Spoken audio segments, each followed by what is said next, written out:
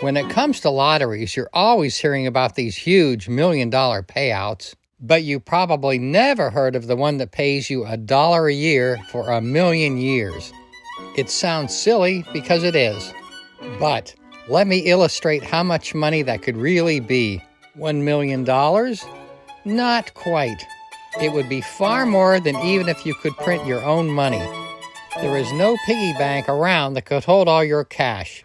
Even a huge one, or even a gigantic one, would be too small. Believe it or not, even the Grand Canyon would be too small to hold all your money.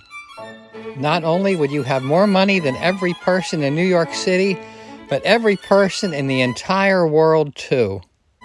Why? Simple. Compound interest. Taking the principal amount, adding interest to it, then adding interest to that total, and on and on and on.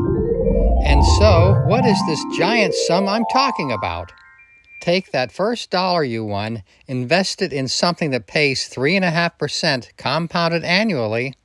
You'll see that after 20 years, it will double its value. After 40 years, quadruple the value. At that rate, it goes up 1,000 times every 200 years. In 400 years, $1 million.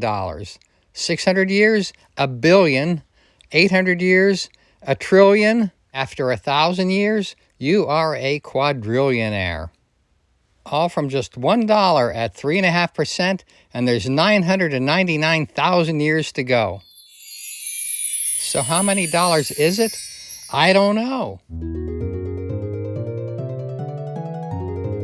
At this rate, it would take the video 2 hours to show that number.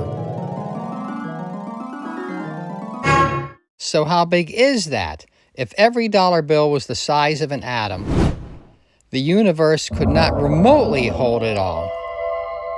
Scientists estimate that the total number of atoms in the universe is about 10 to the 80th power, which is a 1 with 80 zeros following it. Remember, our number has 15,000 zeros, which is just based on the first dollar.